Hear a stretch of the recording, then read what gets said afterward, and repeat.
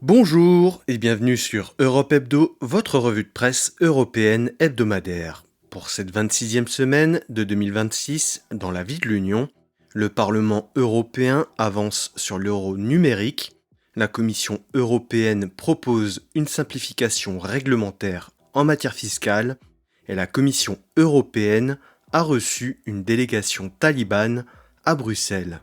Dans le club des 27, France et Allemagne relancent leur coopération industrielle militaire. L'ancien ministre des Transports espagnol condamné à 24 ans de prison pour corruption. La Roumanie s'enfonce dans la crise politique. Le gouvernement hongrois continue son sprint pour adopter des textes anticorruption. Et deux événements ont eu lieu pour le soutien à l'Ukraine. Et chez nos chers voisins, Keir Starmer démissionne au Royaume-Uni et la Russie est de plus en plus sous pression. Passons sans plus attendre à la vie de l'Union. Économie. Le Parlement européen valide le texte sur l'euro numérique.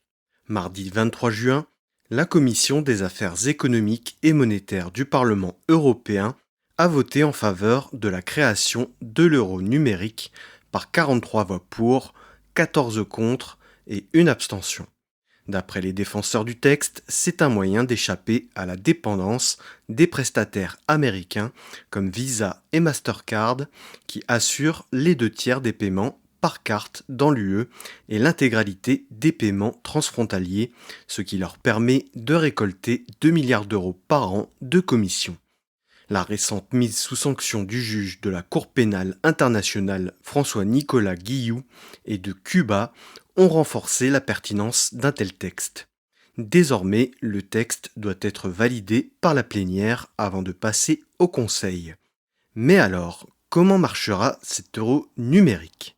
Il faudra créer un portefeuille numérique et l'alimenter avec des espèces ou directement par le compte bancaire. Contrairement aux crypto-monnaies, qui ne sont que purement spéculatives, l'euro numérique sera une stablecoin, c'est-à-dire une monnaie numérique adossée à l'euro, et ses fluctuations seront beaucoup moins importantes et imprévisibles. L'euro numérique permettra de payer ses achats en magasin, en ligne et entre particuliers, quel que soit le pays de la zone euro. Chaque paiement sera une créance directe auprès de la Banque centrale européenne et non plus de la banque des particuliers. L'euro numérique sera moins cher, plus rapide et les commerçants ou particuliers seront payés instantanément et sans frais supplémentaires. Les eurodéputés de gauche ont demandé à ce que le paiement hors ligne soit possible, c'est-à-dire sans que cela ne nécessite de connexion Internet. Certains craignaient que l'euro numérique puisse devenir un outil de surveillance. La BCE l'assure, seuls les payeurs et les bénéficiaires connaîtront la nature et le montant de la transaction. Mais comme tout mouvement bancaire, il y aura suffisamment de traçabilité pour que cela puisse servir en cas d'enquête judiciaire. Contrairement aux transactions actuelles, l'euro numérique permettra d'effectuer de gros paiements instantanément, ce qui réduira la longueur de certaines procédures. Les eurodéputés ont voulu noter dans le texte que le but de l'euro numérique n'était pas de supprimer les espèces, mais de fournir une nouvelle alternative. Le but est aussi d'attirer de grandes fortunes étrangères où la monnaie est faible pour leur permettre d'assurer leur patrimoine tout en sortant de la dépendance du dollar, notamment en Amérique latine. L'euro numérique pourrait être mis en place dès 2027 si un accord est trouvé rapidement au Conseil avec les 27. Économie encore, la Commission européenne propose un omnibus en matière fiscale. Mercredi 24 juin, le commissaire européen à l'économie, Valdis Dombrovskis, a annoncé la proposition de simplification des règles fiscales européennes. Une proposition qui viserait à supprimer de nombreuses retenues à la source, notamment sur les paiements transfrontaliers de dividendes, d'intérêts et de redevances au sein de l'UE. Le commissaire européen parle d'une simplification réglementaire qui permettrait d'avoir des échanges plus rapides et intelligents avec pour objectif de faire gagner en compétitivité les entreprises européennes. Aujourd'hui, pour rembourser un prélèvement à la source injustifié, il fallait près de 2 ans de procédure. Aussi, l'exécutif européen souhaite harmoniser le droit européen avec les règles mondiales en matière d'impôt sur les sociétés. La Commission estime les économies faites grâce à cette simplification à 8 milliards d'euros par an, dont 3,3 milliards d'euros en frais administratifs. L'exécutif européen espère que cela incitera les entreprises à investir en recherche et développement et à rattraper leur retard sur les innovations américaines et chinoises. Valdis Dombrovskis promet plus de clarté et de sécurité juridique pour les entreprises et les administrations fiscales. La Commission européenne assure que c'est le plus important paquet omnibus depuis le début de la simplification administrative engagée depuis le début du mandat. Côté ONG, on s'inquiète de la révision de la simplification administrative en matière d'évasion fiscale qui pourrait être une incitation à échapper à l'impôt alors que les inégalités se creusent. C'est notamment l'avis de l'ONG Oxfam qui se bat pour plus d'équité fiscale. La compétence fiscale étant une compétence exclusive des États, il faudra l'approbation des 27 pour acter le changement. Affaires étrangères, une délégation talibane à Bruxelles pour négocier le retour de délinquants afghans. Je vous en avais parlé au mois de mai, la Commission européenne tentait d'organiser une réunion technique avec les autorités afghanes, tout en jurant que ce n'était absolument pas une reconnaissance du régime des talibans. Mardi 23 juin, donc, 5 responsables talibans étaient donc reçus à Bruxelles pour évoquer le retour de ressortissants afghans condamnés par les justices nationales européennes. Le ministère des Affaires étrangères belge, seul compétent pour octroyer les visas exceptionnels sur son territoire, n'a délivré des visas valables qu'en Belgique et uniquement pour un seul jour. Depuis presque 2 ans, les 27 cherchent un moyen de renvoyer des délinquants afghans en Afghanistan, tout en mettant de côté l'embarras de traiter avec un gouvernement dont ils ne reconnaissent pas l'autorité. Une initiative diplomatique coordonnée conjointement avec la Suède. La Commission européenne justifie la présence du gouvernement taliban par une simple réunion technique sans reconnaissance préalable des autorités afghanes ni représentants politiques et une coopération ponctuelle qui n'a pas vocation à faire l'objet d'un accord durable. D'après les ONG, ce sont 18 000 ressortissants afghans qui auraient reçu un ordre de quitter le territoire européen sans aucune certitude que tous aient été condamnés pénalement ou représentent même une menace pour les États membres. Sans oublier que le régime des talibans ne reprendra certainement pas ses ressortissants gratuitement, et ça n'a pas loupé, puisque les 5 représentants ont demandé aux autorités européennes de rétablir les services consulaires aux Afghans dans toute l'Union pour, d'après eux, pouvoir rapatrier les Afghans. Mais les ONG craignent que les talibans ne se servent des services consulaires pour retrouver des opposants au régime. L'Allemagne a déjà accepté en 2025 la présence d'un consul nommé par les talibans et expulse régulièrement des Afghans. Les États membres devaient nommer un point de contact s'ils souhaitaient s'entretenir avec les représentants afghans et négocier le mécanisme de retour. Il y avait donc 15 représentants d'États membres de l'UE autour de la table. Sans surprise, les eurodéputés de gauche et les ONG des droits humains dénoncent une reconnaissance diplomatique implicite du régime taliban qui pourrait être légitimée graduellement par le fait que les gouvernements veulent prouver qu'ils agissent sur l'immigration. Passons désormais au club des 27. France et Allemagne. Le gouvernement allemand entre au capital de KNDS et relance les espoirs de coopération industrielle. C'est par un communiqué conjoint que la France et l'Allemagne ont annoncé que l'Allemagne allait entrer au capital du groupe de défense KNDS, spécialiste de l'armement terrestre. 2 semaines après l'échec du SCAF, les 2 pays ne voulaient pas se laisser le temps de douter.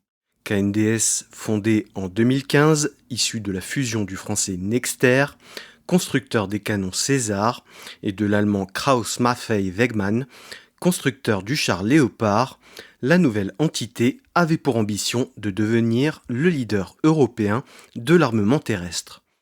KNDS fournit aux armées des chars de combat, des véhicules blindés de transport de troupes, des ponts portables et des véhicules robotisés. KNDS est au cœur du projet MGCS, le char du futur, avec le français Thales et l'allemand Rheinmetall, dont la conception a pris du retard alors qu'il devait être livré en 2040. KNDS devra construire des chars intermédiaires pour remplacer les chars Leclerc français et Léopard allemands. Le gouvernement allemand a annoncé son intention de racheter les parts de la holding Wegmann & Co, détenues par les familles Bode et Wegmann et qui totalisaient 40% des parts de KNDS. En rachetant les parts de la holding, l'Allemagne aurait une participation identique à la France qui sera aussi de 40%. Cependant, le rachat doit encore être approuvé par le Bundestag pour être définitivement acté. De son côté, la France possède 50% du capital de KNDS et devra remettre 10% du capital sur le marché. Par la suite, les deux États pourraient réduire leur participation, mais ils le feront de manière coordonnée et resteront paritaires. La ministre de l'économie allemande, Katharina Reiche, déclare que cela permettra de sécuriser les technologies clés, la création de valeur industrielle et des emplois en Allemagne. Une entrée allemande au capital qui ouvrirait les portes d'une entrée en bourse sur les marchés de Francfort et de Paris. Une cotation qui est estimée entre 15 et 18 milliards d'euros, ce qui pourrait faire de KNDS un des plus grands acteurs mondiaux du secteur, capable de concurrencer l'américain General Dynamics, ce qui est un très bon signe pour la souveraineté stratégique, alors que l'UE débat du réarmement de l'UE actuellement. Le directeur général de KNDS, Jean-Paul Allary, espère une entrée en bourse dans les premiers jours de juillet. Une telle impatience s'explique alors que les constructeurs de l'industrie de défense sont en net recul depuis le début de l'année, comme Rheinmetall qui a perdu 25% de sa valeur depuis début 2026. Un éventuel accord de paix entre Russie et Ukraine pourrait encore réduire la valeur de la cotation, ce qui rend une entrée en bourse rapide souhaitable. Espagne. L'ancien ministre des Transports, José Luis Ábalos, condamné à 24 ans de prison pour corruption. Lundi 22 juin, le tribunal suprême, équivalent espagnol de la Cour de justice de la République, a condamné, lundi 22 juin, l'ancien ministre des Transports, José Luis Ábalos, à 24 ans de prison pour corruption, ce qui en fait la plus lourde peine pour un ministre depuis la transition démocratique. José Luis Ábalos est l'un des architectes de la victoire de Pedro Sánchez en 2019 et ancien numéro 3 du PSOE. Le tribunal suprême l'a reconnu coupable d'appartenance à une organisation criminelle, de corruption, de trafic d'influence et de détournement de fonds publics. En pleine pandémie de Covid-19, José Luis Ábalos s'est arrangé pour que l'homme d'affaires Víctor de Aldama gagne un marché public concernant l'achat de 13 millions de masques pendant la pandémie. Les juges ont estimé qu'il était établi que la société d'Aldama avait gagné le marché public en échange de récompenses pour José Luis Ábalos, comme des compléments de salaire à hauteur de 10 000 euros chaque mois, le paiement de vacances en famille, des faveurs pour ses maîtresses et même le paiement de travailleuses du sexe. Víctor de Aldama affirme avoir versé entre 3,5 et 4 millions d'euros à Ábalos sur plusieurs années. Le tribunal suprême a suivi les réquisitions du parquet et a voté à l'unanimité la condamnation des 3 prévenus. Le collaborateur de l'ancien ministre, Caldo García, écope lui de 19 ans de prison. Il était en détention provisoire depuis 2024 comme Ábalos. Concernant Víctor de Aldama, il n'écope que de 4 ans pour avoir coopéré avec le parquet. Avec la multiplication des affaires autour de Pedro Sánchez, au sein du PSOE et même dans sa propre famille, cette condamnation d'un de ses anciens bras droits le fragilise encore un peu plus. Le Partido Popular et Vox demandent sa démission, tout comme Podemos. Ses alliés de Sumar demandent à ce que le PSOE fasse le ménage dans ses rangs et les partis indépendantistes comme le PNV ou Junts per Catalunya demandent des explications au Premier ministre. Et les perspectives pour le Premier ministre ne sont pas bonnes. La coopération de Victor de Aldama pourrait libérer la parole dans d'autres affaires, comme celle de Julio Martínez, un homme d'affaires qui aurait servi de prête-nom à José Luis Zapatero dans son réseau de blanchiment lié au régime vénézuélien, ou encore Ley Reyes, accusé d'avoir agi pour le compte d'une officine au sein du PSOE pour faire obstruction aux enquêtes judiciaires concernant le PSOE. Mercredi, Pedro Sánchez était donc face aux députés pour s'expliquer et prendre ses distances avec les affaires de corruption. Il se défend d'une corruption généralisée au sein du gouvernement et du PSOE et déclare ne pas avoir été mis au courant de tels agissements qui restent, selon lui, des cas isolés. Il accuse l'opposition de créer un climat de soupçon de corruption généralisée et de faire croire que le gouvernement est à la manœuvre d'un système de corruption généralisé. Le Premier ministre déclare que la droite et l'extrême droite sont à l'initiative de cette campagne de dénigrement. Pedro Sánchez réaffirme une tolérance zéro envers la corruption. Le leader du Partido Popular, Alberto Núñez Feijóo, appelle la Chambre à voter une motion de censure et à convoquer de nouvelles élections. Le parti de droite, même s'il est le premier parti du pays, ne dispose pas d'alliés suffisamment importants pour renverser le gouvernement. Pour l'instant, les indépendantistes conservateurs basques du PNV et catalans de Junts per Catalunya ne veulent pas donner l'opportunité d'une victoire à Vox, mais dans le même temps, ils somment Sanchez de parvenir à voter un budget pour 2027, ce que le gouvernement n'a pas réussi depuis 2023. Junts per Catalunya propose une solution à l'anglaise en nommant une personnalité du PSOE Premier ministre. Roumanie. Le formateur du gouvernement Adrian Veștea échoue à recevoir le soutien du Parlement. Après l'échec d'Eugen Tomac, qui n'a même pas réussi à proposer de compromis, c'est Adrian Veștea, membre du Parti national libéral, qui avait été nommé formateur par le président Nicușor Dan le 14 juin.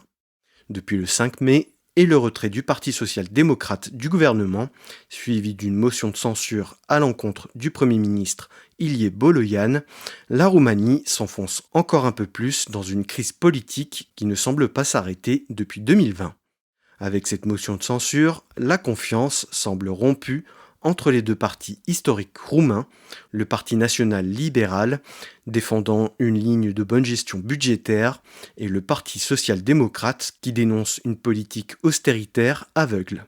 Adrian Veștea avait donc la tâche difficile de trouver un compromis entre les deux, surtout que son propre parti l'accuse d'avoir trahi Boloian en négociant discrètement avec le PSD. Sa nomination, sans consulter le leader du PNL Ilie Boloian par Nicușor Dan, a provoqué une chute de la popularité du président et la colère du PNL envers lui. Il y aurait une inimitié tenace depuis quelque temps entre Dan et Boloian. Dan reprochant à Boloian d'avoir augmenté la TVA, alors que durant la campagne présidentielle, il avait promis de ne pas augmenter la TVA. Dan redoutait que Boloian ne devienne un concurrent sérieux pour la présidentielle de 2030. Lundi 22 juin, sans surprise, Adrian Veștea a dû se résigner après avoir échoué à rassembler le soutien de la majorité du Parlement roumain en obtenant seulement 189 voix au lieu des 233 nécessaires. AUR avait quitté l'hémicycle au moment du vote.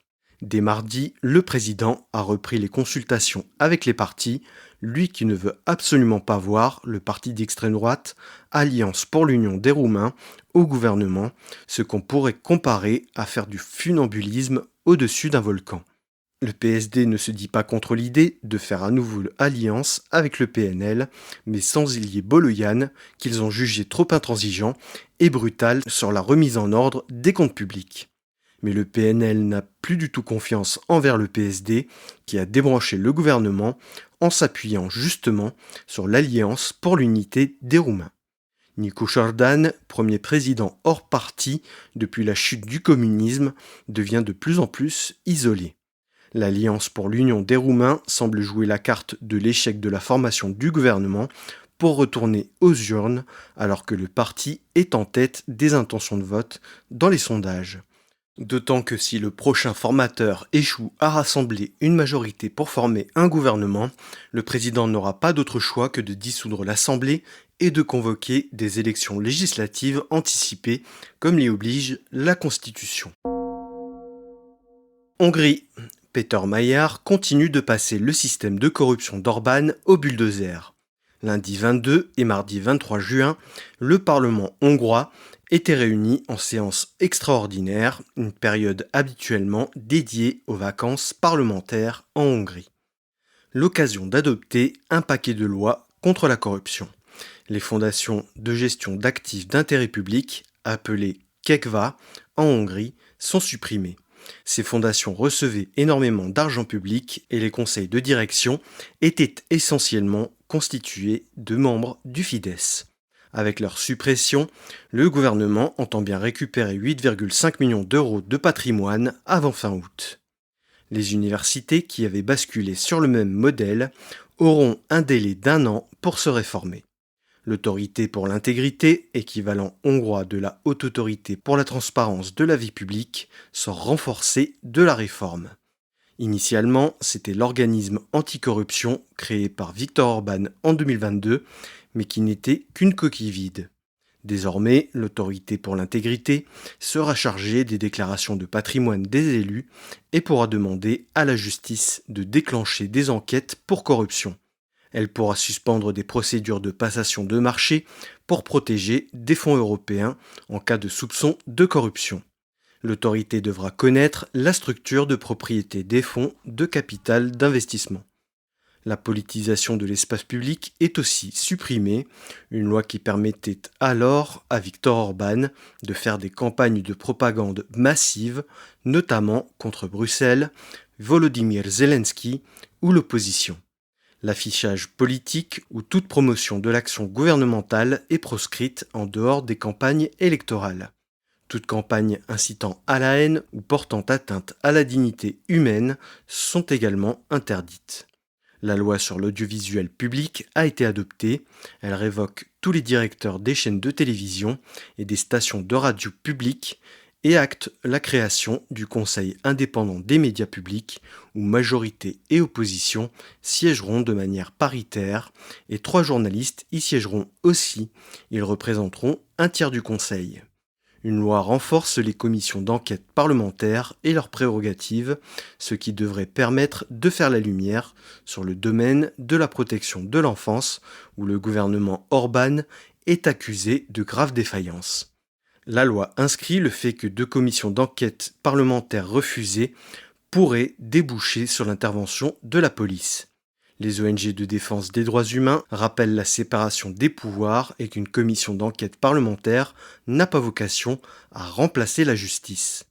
Le gouvernement a aussi déposé un amendement pour obtenir la destitution du président Tamás Suliok, qu'il considère comme ayant failli à sa tâche de protéger les institutions de la dérive autoritaire de Viktor Orbán. Le Fidesz ne se prive pas de critiquer les méthodes expéditives du nouveau gouvernement. Guerre en Ukraine, une réunion de l'E5 et une conférence sur la reconstruction pour démontrer le soutien à l'Ukraine. Mercredi 24 juin, Friedrich Merz recevait les autres membres de l'E5 à Berlin, Emmanuel Macron, Giorgia Meloni, Keir Starmer et Donald Tusk. Une réunion qui intervient 2 semaines avant le sommet annuel de l'OTAN à Ankara pour réaffirmer leur soutien à l'Ukraine et leur volonté d'être associés aux négociations de paix entre la Russie et l'Ukraine. Le chancelier allemand souhaite que le pilier européen de l'OTAN soutienne financièrement et de manière importante l'Ukraine et s'est félicité du changement de point de vue de Donald Trump lors du G7 et de son rapprochement avec les Européens. Un point de vue partagé par Emmanuel Macron qui s'est félicité d'un accord signé collectivement lors du G7 à Évian.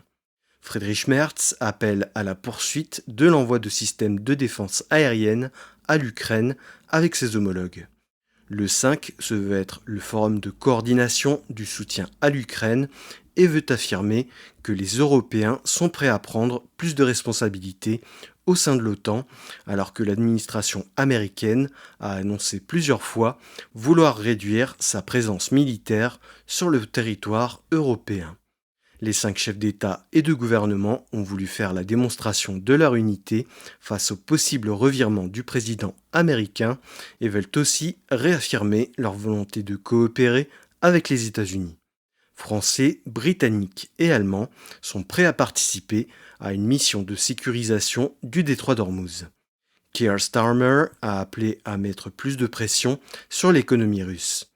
Donald Tusk demande à ce que la Pologne et les États baltes, les États en première ligne face à la Russie et premier soutien de l'Ukraine, soient un peu plus consultés dans le soutien à l'Ukraine. Une façon de réaffirmer la force des Européens et leur volonté de faire rayonner l'Europe sur le terrain militaire, notamment au sein de l'OTAN, un message à l'adresse de l'administration américaine.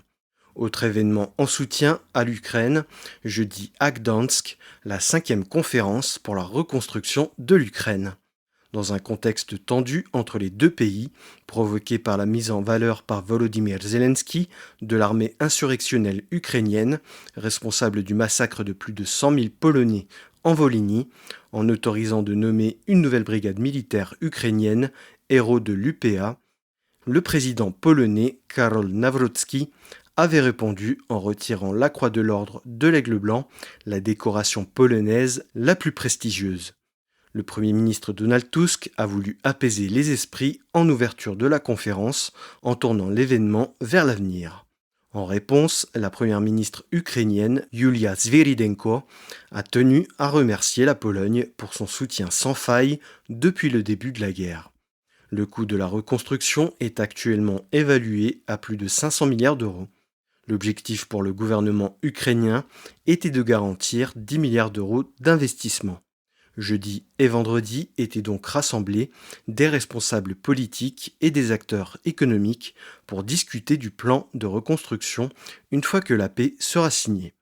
Ursula von der Leyen était présente, tout comme de nombreuses personnalités politiques des États membres et le président du Conseil européen, Antonio Costa. Le secteur énergétique, constamment sous le feu russe, était l'une des priorités majeures de l'événement, surtout pour anticiper les dégâts. L'Union européenne entend aussi faire avancer l'Ukraine sur la lutte anticorruption dans le cadre des négociations d'adhésion à l'Union européenne, une des conditions majeures pour pouvoir attirer des investisseurs. Reste aussi que toujours sans perspective à court terme de paix durable, difficile de s'engager concrètement. Les milieux d'affaires polonais et ukrainiens ont appelé à l'apaisement des relations diplomatiques qui sont aussi très mauvaises pour les affaires, surtout pour les projets d'envergure. Passons enfin à la rubrique Nos chers voisins.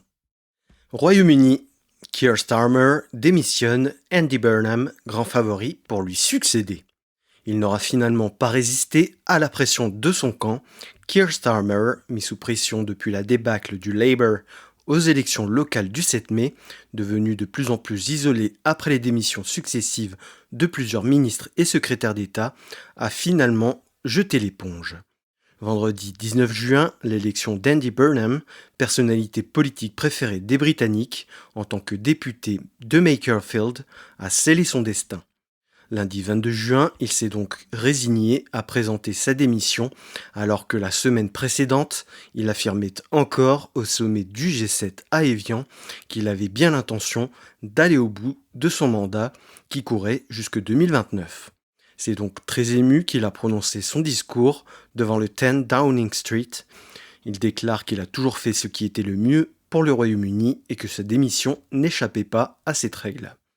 Au-delà de la défaite aux élections locales, ce sont ses promesses non tenues, ses mesures impopulaires et la nomination de Peter Mandelson en tant qu'ambassadeur britannique aux États-Unis qui avait déjà fait chuter sa cote de popularité alors qu'il était l'artisan de la plus grande victoire de l'histoire du parti en 2024.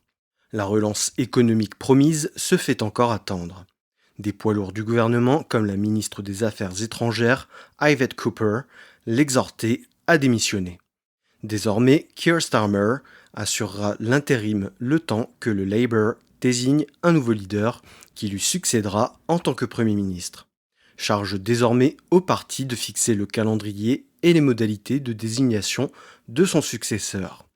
Les candidatures devront être déposées avant le 9 juillet et le scrutin devra avoir lieu au plus tard avant la reprise des travaux parlementaires fin août. Pour l'instant, seul Andy Burnham est candidat. L'ancien ministre de la Santé, Wes Streeting, qui s'était dit prêt à se présenter, a finalement rallié les soutiens à Burnham. Il se peut donc que ce ne soit qu'une simple formalité et que le Labour fasse bloc derrière Burnham et qu'il soit nommé dès la mi-juillet. Très peu connu au-delà du Royaume-Uni, Andy Burnham est réputé pour avoir repris le contrôle des transports publics locaux en tant que maire du Grand Manchester, très grand défenseur de sa région et le fief industriel du nord-ouest de l'Angleterre avec Liverpool, sa ville d'origine, contre, je cite, le système de Westminster. Il est réputé plus à gauche que Starmer, mais n'a pour l'instant pas communiqué sur ses orientations politiques qu'il envisagerait de mettre en place s'il prenait la tête du gouvernement, mais il devra à coup sûr trouver un subtil équilibre entre l'aile centriste et l'aile gauche du Labour. Russie. Le régime sous pression continue de taper sur la société civile. Depuis le mois de mars et l'interdiction d'utilisation de Starlink par la Russie par Elon Musk, la Russie a bien du mal à contrer les attaques ukrainiennes sur son sol, dont l'illustration la plus frappante est l'explosion d'une cuve de pétrole de Gazpromneft à Kapotnia, à 15 km du Kremlin, dans la nuit du 17 au 18 juin. La réussite des frappes ukrainiennes touche durement toute la logistique russe, à tel point que la société russe montre des signes d'exaspération.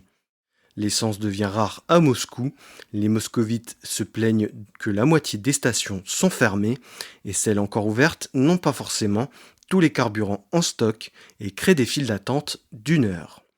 La raffinerie de Kapotnia fournissait plus d'un tiers des carburants de la capitale russe et ne reprendra du service que d'ici à la fin de l'année. Et comme ce n'est pas la seule, d'autres raffineries ont été touchées à Saint-Pétersbourg, Krasnodar ou encore à Perm. Les transferts de carburant deviennent de plus en plus compliqués. Aux pénuries s'ajoute le fait que la guerre devient une réalité sur le sol russe, ce qui n'est plus une réalité lointaine que les Russes regardent à la télévision. Ils en voient les conséquences réelles de chez eux, ce qui tranche avec la propagande du régime qui continue de dire que tout est sous contrôle. La Russie a perdu entre un quart et un tiers de ses capacités de raffinage, ce qui l'oblige à racheter son propre carburant vendu en Asie centrale ou en Inde. La pénurie de carburant enclenche aussi un mouvement inflationniste, alors que le gouvernement tente péniblement de la faire tomber après un pic à 10%. Une pénurie qui touche durement la Crimée, en état de siège qui se fait pilonner quotidiennement par les forces ukrainiennes qui entendent bien rendre la vie impossible sur la péninsule de la mer Noire. Le gouverneur de Crimée a suspendu la vente de carburant, sauf pour les services publics essentiels. En Sibérie, la pénurie est confirmée alors que de grands gisements s'y trouvent et les régions russes commencent à tirer la langue sur leur approvisionnement. Les stations-service rationnent de plus en plus le carburant. Pour ne rien arranger, la Biélorussie semble prendre ses distances avec Moscou. Depuis quelques semaines, Volodymyr Zelensky indique que ses services secrets ont fait remonter l'information selon laquelle le Kremlin pousserait son allié pour qu'il entre en guerre. Des informations confirmées par un rapport de l'opposition biélorusse à l'étranger qui donne deux options. Soit une entrée directe dans la guerre, soit la mise à disposition du pays pour les forces armées russes pour une offensive dans le nord de l'Ukraine. Le rapport décrit une économie qui se tourne de plus en plus vers la guerre et une implication sur le long terme de la Biélorussie. L'Ukraine avait menacé d'attaquer la Biélorussie si elle ne démontait pas les antennes relais qui permettaient aux drones russes d'être pilotés. Elles ont été désactivées. Alexander Loukachenko ne souhaite pas de conflit direct avec l'Ukraine. Et la promesse de desserrer les sanctions pourrait forcer Loukachenko à sortir de l'orbite russe. Pour tenter de masquer ses faiblesses récentes, le régime de Poutine s'en prend à OVD Info, une ONG de défense des droits humains, en la classant comme organisation extrémiste, ce qui est une constante pour les voix dissidentes du pays. OVD Info fournissait une aide juridique et un soutien aux prisonniers politiques en Russie. Désormais, le travail de l'ONG est quasiment interdit en Russie. OVD Info a rompu ses liens avec les avocats des prisonniers politiques et cesse toute l'aide juridique à destination de leurs familles pour ne pas les mettre en danger. Les forces de l'ordre russes peuvent désormais arrêter toute personne ayant un lien avec OVD Info ou qui ferait la promotion de l'ONG. Un moyen d'étouffer toute contestation en vue des législatives du mois de septembre qui sont déjà gagnées par avance par le parti Russie Unie de Vladimir Poutine. Voilà, c'est ainsi que s'achève la 26e semaine européenne de 2026. Merci pour votre écoute.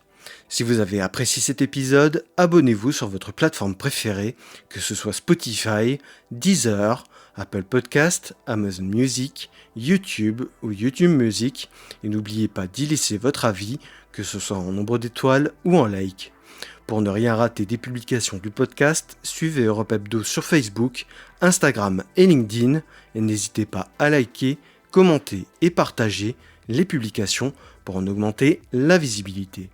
Si vous avez une remarque, une question ou une suggestion à faire pour le podcast, n'hésitez pas à vous inviter dans mes messages privés, je me ferai un plaisir de vous répondre.